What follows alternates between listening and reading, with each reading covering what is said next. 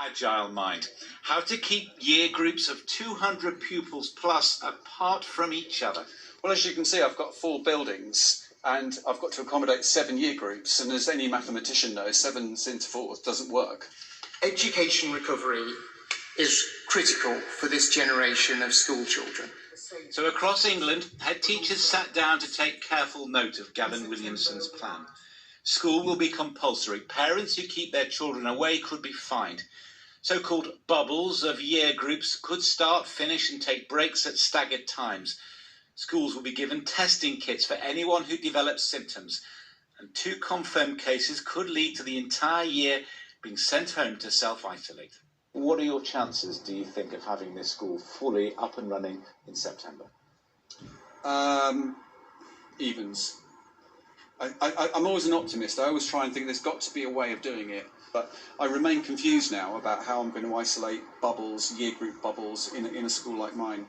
After what's happened in Leicester, are you telling parents that there is absolutely no additional risk sending their children back into groups of maybe 250 pupils? The safety of those children going into school and those who work in school is absolutely our top priority. But we mustn't at any stage forget about the value that schools bring to every child. So we write down? 3. Well done. Hassan has been homeschooling his daughter Zainab since March.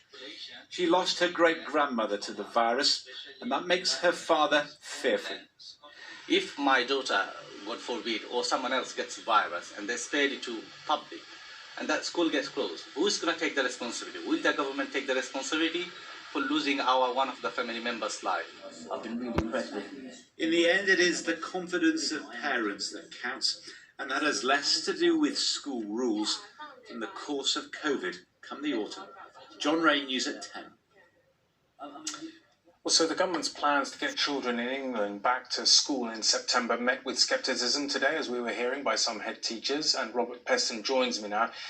Robert, I suppose the question is, can the government satisfy pupils and families on the one hand, as well as teachers, with this back-to-school policy that they've stated? Well, look, almost everyone agrees it's so important to get young people back into education, partly because the prospects of all those young people depend on them acquiring the habit of going to school and learning and passing exams, but also, frankly, for the work prospects of millions of families and the sanity, some would say, of millions of parents. But we should not underestimate the challenge, and at the heart of the challenge is the imperative still, says the government, to social distance. Now, they've made the social distancing rules a bit more flexible. It's no longer a straight 2 meters, but even the new rule, which is 1 meter with protection, is massively challenging for these Victorian buildings that many schools occupy, that were, filled traditionally with, kids crammed into classrooms. I mean, we all know how difficult it is to social distance if we go to a supermarket where there's queuing and lots of signage. But just, imagine how difficult that will be in a traditional school. And that's not the only problem. The government says, for example, that if classes share facilities like a chemistry lesson, they've got to be cleaned regularly. Does that mean it's got to be cleaned after every lesson? Where's the money and the resources for that? Sports equipment has to be clean. So when I talk to teachers, when I talk to union leaders, they desperately want to get kids back to school, but they're slightly tearing their hair out about whether it can be done in just the facilities can be put in place in just a few weeks. All right, Robert, a lot to ponder there. Thank you very much indeed. Now, after much debate about the benefit of face coverings, the Scottish Government has decided to make them compulsory in shops from a week tomorrow.